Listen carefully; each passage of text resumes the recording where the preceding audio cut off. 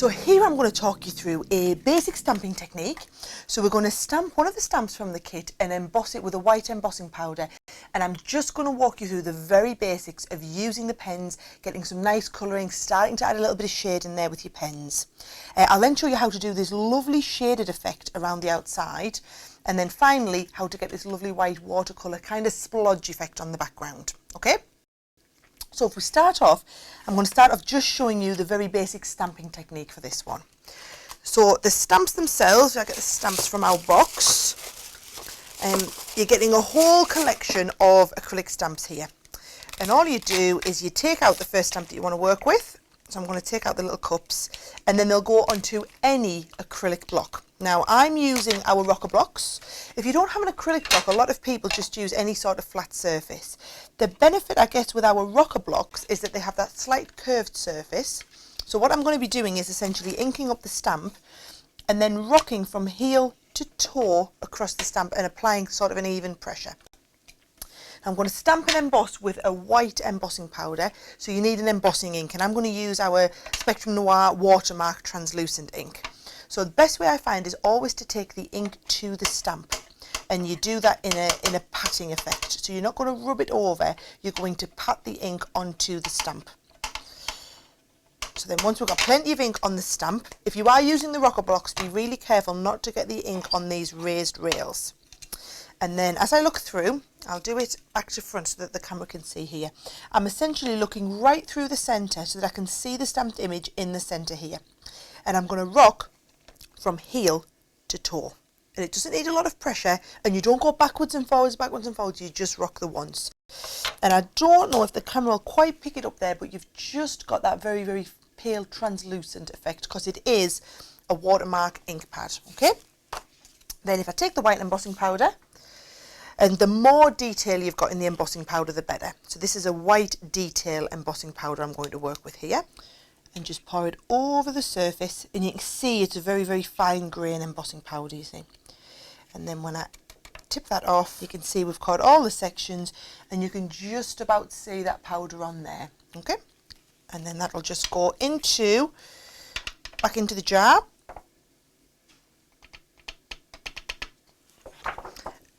And then we can just use a heat gun to heat over the surface of that. And what I'm doing is I'm heating it from the reverse, and that way it avoids you. What you're going to do is you're trying to melt the embossing powder but not actually burn it. And if you heat it from the reverse, yep, there we go.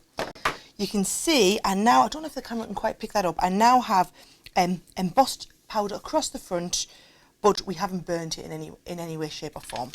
Now you probably can't see where I'm going to be working here with my pens, but all will become clear. I like working with white embossed because as you add the colour, essentially you've got nice thick raised lines that you don't blend in between, right? So I'm going to work with the yellow and the red pen. So I've got Macaroon and also Moonlight. So if we just start right at the bottom here, watch, if I just use the Moonlight, you can see what I'm saying.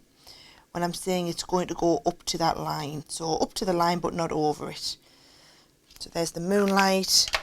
And then if I take the same with the very deep one, it's only going to fall in between those lines. And you can see how we can get a really, really fine line. Or we can go on a much, much wider area.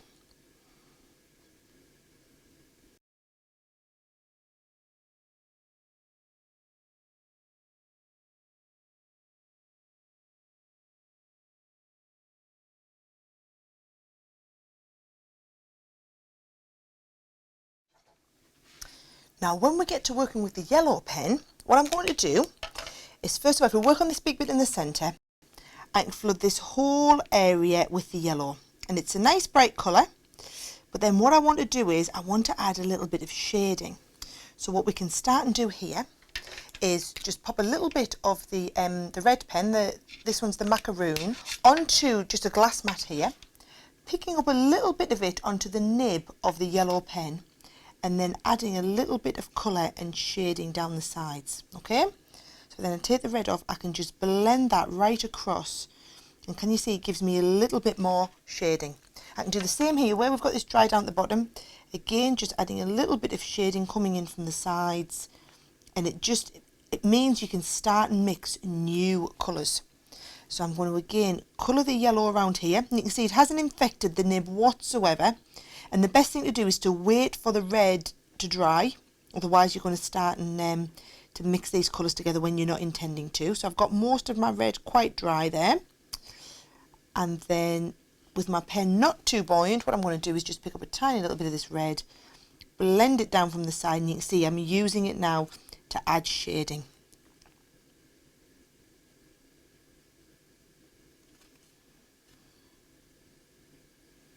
So even though you've only got those, you know, you think you've only got 3 pens in the kit, actually between the 3 pens you've got all the colours you could possibly need, because we've given you the 3 primary colours, so you can then blend and shade and create your own brand new colours from there. You can see I'm creating a lovely shade of orange here and just blending and mixing all the way through.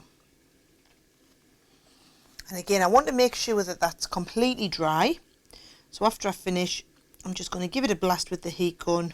And what you'll see is the more it dries, the more the sparkle really intensifies here.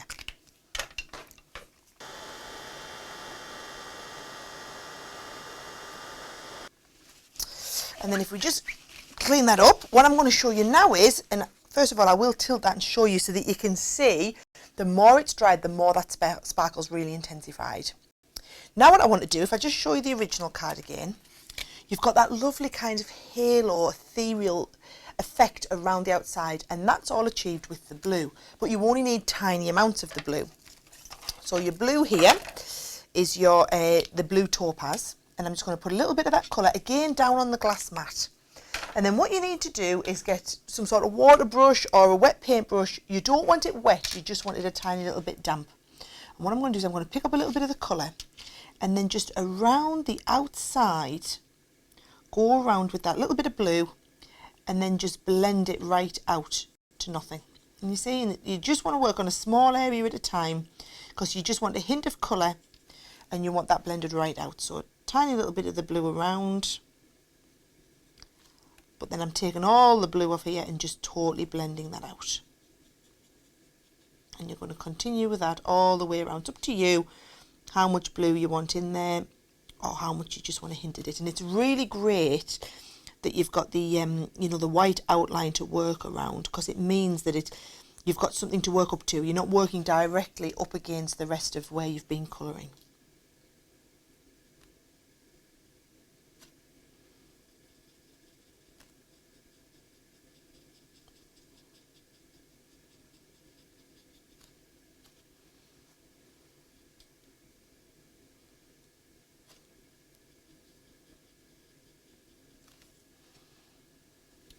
And that's given me that lovely watercolour effect. It's much easier to go on and add more colour when you want to deepen it. You can take it away. If you end up with too much, you can always pop a little bit of water on and then just come in with a little bit of kitchen towel and just dab away the colour. But I'm just liking that blend right out. And because you're working with the specialist watercolour card that we've got, you're going to get that perfect blend. Okay, so if we take the excess away here, that's ready now to be used on the front of the card. Now what I'll do is I'll show you how we create that base card. Obviously in your box you've got your pack of cards and envelopes. So if you get out one of the base cards, what we're making is what's called an easel card.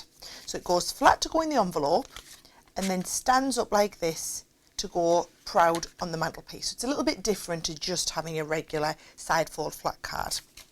So all you're going to do is take your little diddy card, and we're just going to fold 1/2 to the halfway point. And all these cards are done from that watercolour card, so that if you do want to stamp and colour direct onto them, you're able to do that. Okay? And then what I'm going to do is I'm just going to take another base piece of the card. Now here, if I'm being really honest, you don't need to use this watercolour card. These are your ones for matting and layering with your toppers. What you can do is either cut away one of your other cards, so I can take a piece of this, or you can just cut a square. So I could take a square of card that's the same size, or you can just use any type of white card, save using up one of your card and envelope packs. and I'm just going to cut a square of card that's exactly the right size to fit over the front. So it's just exactly the same size. If you can see, I'm just cutting it the same size as my base card. So these are all 4 inches square, these cards. And to make an easel card, that's the crux of what you need. You need your base card folded in half, and then another piece exactly the same size that's going to stand on the front. So I'm going to take that, and I've used my lovely pieces of coloured card to mat and layer. And matting and layering is a great way of just bringing emphasis to the design. And what we've done is we've given you the coloured card in the same colours that match in with your pens. Now, if you notice, that piece I cut to slightly smaller. So whereas the base card was 4 inches, that one's cut to 3 3/4, and then this one's cut to 3 1/2, and that just perfectly gives me a nice size mat and layer to stick my base card piece on. And you can use any sort of adhesive. I'm just using one of our tape pens here. Okay, so that just draws the eye and really emphasises the piece in the middle. And then what you do to stick it on the base of your front card, all we're going to do is put adhesive on this bottom section. So plenty of adhesive on there. Line this up. So then you've got one of those stand-up cards. Now what you do need extra, okay, is you need a strip of card to run across the base. So can you see here? We've got this piece is essentially the stuck-up piece, and this needs to be 3D so that your card's got something to stand against. And what I've done, I've just used, if you saw the stamps, as well as the little teacups, you've also got the word thanks. I've already stamped and embossed the thanks in the white, all right? So I don't know if you can see there, but that's been stamped and embossed with white. And then all I'm going to do to create this sort of effect is wet the card first of all. So plenty of water on there, over top of where we've got the thanks. And then I'm just going to use the blue to dab over the top. Can you see? And the more wet your card is, the more this will kind of spurt out as it was. So I reveal the hidden message of the thanks there. And then again, just plenty of water just around the outside to blend it out.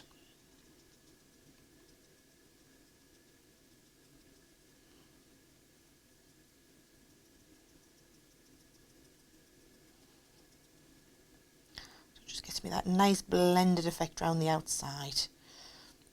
And then cleaning up the thanks. And this will take a little bit of the colour out to tab it. And then I'm just going to dry that off again with my heat gun.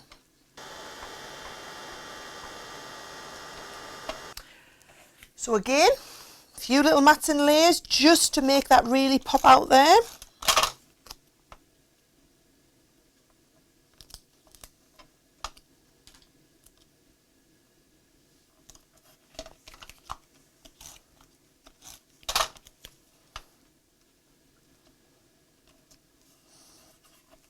And then what I'm going to do, where's my card that we're working on? Here we go. I'm going to have just cut a few bits of card to go either side, and I'm using here the scraps that are left over. So instead of cutting some brand new strips, I'm literally using the scrap pieces that are left over from where I've cut my excess bits. Because then that needs to sit with a little bit of either 3D glue gel or a couple of foam pads. And then and you don't want it too proud, you just want it to sit up a little way so that that then stands up against there.